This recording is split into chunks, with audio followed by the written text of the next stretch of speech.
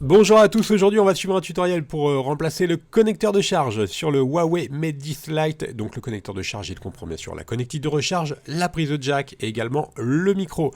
Vous retrouverez le produit en vente sur notre site internet. Il vous sera livré avec le patron d'aide au montage pour vous aider à repositionner les vis et les éléments que l'on va enlever durant cette réparation. N'oubliez pas également de commander le kit d'outils qui est proposé en option sur la fiche produit qui vous permettra de bien réaliser cette réparation, c'est très important. Vous retrouverez également le kit de réparation qui comprend en plus de la pièce détachée, le kit d'outils et le patron en version adhésif. Voilà, tout ça est disponible sur notre site internet. En commandant ces produits sur notre site, vous bénéficiez d'une assistance technique gratuite par chat, par téléphone et par email. Et vous bénéficiez également de 10% de remise avec le code YouTube. C'est une réparation qui est assez facile. La difficulté est notée 3 sur 5. Il faut compter environ 20 minutes pour remplacer le connecteur de charge sur le Mate 10 Lite. Si vous n'êtes pas sûr d'avoir un Mate 10 Lite, rendez-vous dans les réglages de votre téléphone et vérifiez votre numéro de modèle qui doit correspondre à RNE-L21. Voilà, bien sûr, comme avant chaque réparation, il va falloir éteindre le téléphone. On commence tout de suite la réparation. Et nous allons dans cette première étape retirer la coque arrière. Alors pour ce faire, on va commencer par éjecter les racks SIM et micro SD. Voilà, c'est sur le même rack. Et ensuite, on va utiliser le tournevis Torx 2 qui est inclus dans le kit d'outils pour retirer les deux vis qui sont à droite et à gauche du connecteur de charge.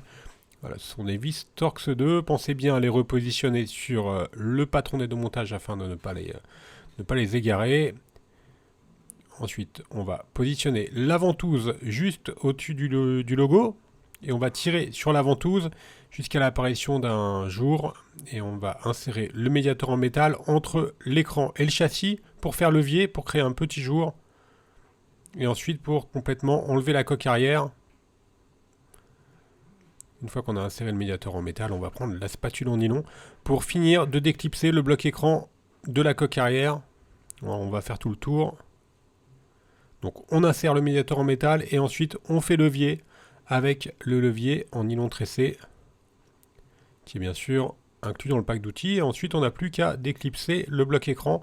Alors attention, le bloc écran il est toujours connecté. C'est le lecteur d'empreintes digitales. Donc on va devoir déconnecter le lecteur d'empreintes digitales. Pour cela on va enlever la vis cruciforme qui maintient une petite plaquette et qui maintient elle-même deux nappes, dont la nappe du lecteur d'empreintes digitales. Voilà, pensez bien à positionner les vis sur le patron. Et ensuite, donc, on retire la plaquette métallique qui maintient les deux nappes, donc une nappe d'interconnexion et la nappe qui est à droite, celle qui nous intéresse, la nappe du lecteur d'empreintes. Voilà, on la déconnecte avec le levier en nylon. Et on va mettre de côté, bien sûr, la coque arrière. On va s'intéresser au châssis du téléphone.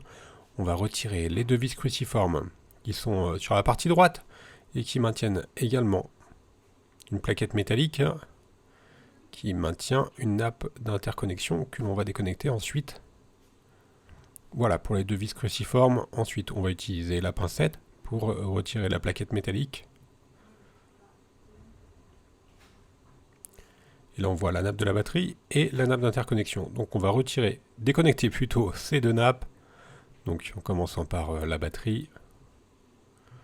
Voilà pour la batterie. Et ensuite, la nappe d'interconnexion qui est reliée en fait au connecteur de charge. On va s'intéresser maintenant à la partie basse du téléphone. Et on va retirer le bloc haut-parleur externe. On va commencer par retirer les trois vis qui maintiennent la nappe d'interconnexion, donc qui relie tout simplement le connecteur de recharge à la carte mère.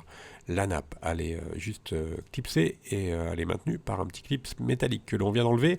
On enlève la troisième vis cruciforme et l'on va pouvoir déconnecter directement la nappe d'interconnexion. La nappe qui est sur la gauche et la nappe de l'écran, on va s'y intéresser un petit peu après. On commence par déclipser le bloc haut-parleur externe avec la pincette. Donc, le bloc haut-parleur externe qui sert bien sûr à écouter la musique par exemple. Et maintenant, on va retirer le connecteur de charge. Alors pour ça, c'est très simple. On va enlever la vis cruciforme qui est juste à droite de la prise de jack. Voilà pour la vis cruciforme. On va désengager le câble coaxial qui court tout le long du châssis dans un guide. Et on va ensuite déclipser ce câble coaxial qu'on devra repositionner bien sûr sur le nouveau bloc. On fera attention lors du remontage, on en parlera après, mais à bien le repositionner dans les guides, le câble coaxial, qui sert notamment pour le réseau. Maintenant, on va simplement déclipser avec la pincette. Le connecteur de charge, tout simplement en faisant levier, on la passe entre le connecteur de charge et les châssis, et on peut déclipser le connecteur. Voilà, la partie démontage est maintenant terminée. On va s'intéresser à la partie remontage. Vous avez vu, la réparation en soi n'était pas très compliquée. On va reprendre le nouveau connecteur de charge qui comprend également, pour rappel, la prise de jack évidemment et le micro qui est juste à gauche de la prise de jack, voilà, qui vient s'encastrer dans le petit embout rouge là que l'on voit. On va commencer par donc on a remis le connecteur de charge, on va reclipser le câble coaxial. Alors pensez bien à bien le faire repasser dans ses guides. Il y a un petit guide là qui est sur le connecteur de charge et ensuite le câble coaxial il va être encastré dans le châssis. Pensez bien à bien le repositionner parce que sinon vous allez avoir du mal à remettre la coque arrière. Maintenant on remet le module haut-parleur, la nappe d'interconnexion qui vient connecter le connecteur de charge à la carte mère et qui vient se positionner juste au-dessus de la batterie. Ensuite, il est maintenu par la plaquette métallique qui vient juste empêcher en fait le connecteur de se déconnecter en cas de chute par exemple. Et cette plaquette, elle est maintenue par deux vis cruciformes. Et il nous reste encore deux vis à mettre, une sur le bloc haut-parleur et une en bas à droite du connecteur. Voilà pour les deux dernières vis. Maintenant, on va remettre les nappes, donc en commençant par la nappe d'interconnexion. Ensuite, le câble coaxial. Et enfin, en avant-dernier, presque en avant-dernier, la batterie.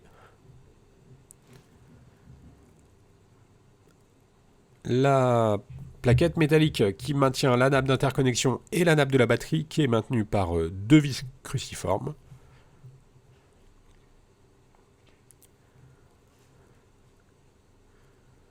Le lecteur d'empreinte digitale qui vient se connecter juste à droite de la nappe de l'écran. Donc pour rappel, le lecteur d'empreinte digitale il est situé bien sûr au dos du téléphone. Voilà la nappe. Et enfin, ces deux nappes sont maintenues par une plaquette métallique qui est maintenue par une vis cruciforme. La réparation est presque terminée.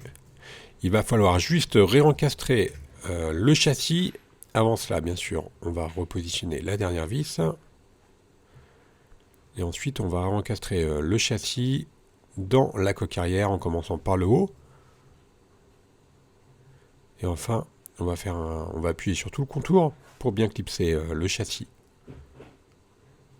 Et pour finaliser le montage, une fois que le châssis est correctement encastré, on va remettre les deux dernières vis qui sont à droite et à gauche du connecteur de charge. Et ce sont des vis Torx, un petit peu à la manière de l'iPhone. Voilà, les deux dernières vis. Voilà, la réparation est maintenant terminée. On va faire un petit récapitulatif des produits que l'on a utilisés pour mener à bien cette réparation. Donc on va commencer tout de suite par le connecteur de charge d'origine. Vous le retrouverez en vente sur notre site internet. Il vous sera livré avec le patron des montages. N'oubliez pas également de commander le kit d'outils ou le kit de réparation. On reste joignable par mail, par chat et également par téléphone. Et n'oubliez pas que vous bénéficiez de 10% de remise avec le code YouTube. Merci à tous d'avoir suivi ce tutoriel et n'hésitez pas à nous suivre sur les différents réseaux sociaux.